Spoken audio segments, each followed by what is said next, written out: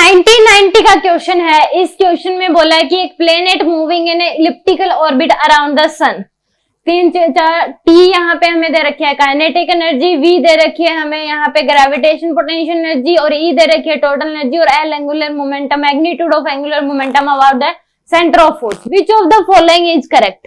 तो इस केस में फर्स्ट क्या है कि टी मतलब काइनेटिक एनर्जी इज कंजर्व्ड। तो काइनेटिक एनर्जी जो है वो कांस्टेंट नहीं रहती, कंजर्व्ड नहीं रहती, क्योंकि हमें इलिप्टिकल ऑर्बिट के अबाउट पता। मान लो सन एक फोकस पे लाई करता है, ये पोजीशन ए है, ये पोजीशन बी है, तो यहाँ पे जो वेलोसिटी होती है वीए ज्यादा होती है किससे? वीबी से। वीए क्या होती है? ज्यादा होती है वीबी से। तो यहाँ पे वेलोसिटी जो है वो क्या हो रही है? बढ़ रही होती है, तो काइनेटिक एनर्जी भी बढ़ेगी, यहाँ पे कंजर्व नहीं रहती। तो फर्स्ट ऑप्शन गलत है। और टोटल एनर्जी और पोटेंशियल एनर्जी दोनों क्या होती है? नेगेटिव होती है। टोटल एनर्जी और पोटेंशियल एनर्जी दोनों क्या होती है? नेगेटिव होती है। इसने कहा है कि पोटेंशियल एनर्जी पॉजिटिव, तो ये बात भी गलत है, क्योंकि तभी वो उसके इलिप्टिकल पाथ के अराउंड घूम रहा है। नेगेटिव साइन का मतलब ये है कि उसके साथ बाउंडेड है।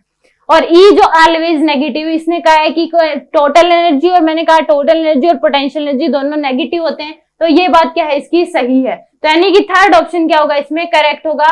फोर्थ में बोला L is conserved but direction of L vector changes continuously. L conserve रहता है, एंगुलर मोमेंटम कंजर्व रहता है, बट डायरेक्शन भी चेंज नहीं होती इसकी। हमेशा अगर करके देखोगे एल इक्वल टू होता है एम वी आर।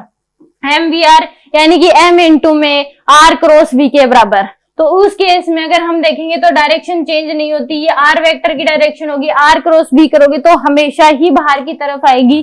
तो इस केस में डायरेक्शन चेंज नहीं होती, तो यानी कि ये बात भी क्या होगी? इस केस में गलत होगी। तो ऑप्शन सी क्या है इसमें? करेक्ट है।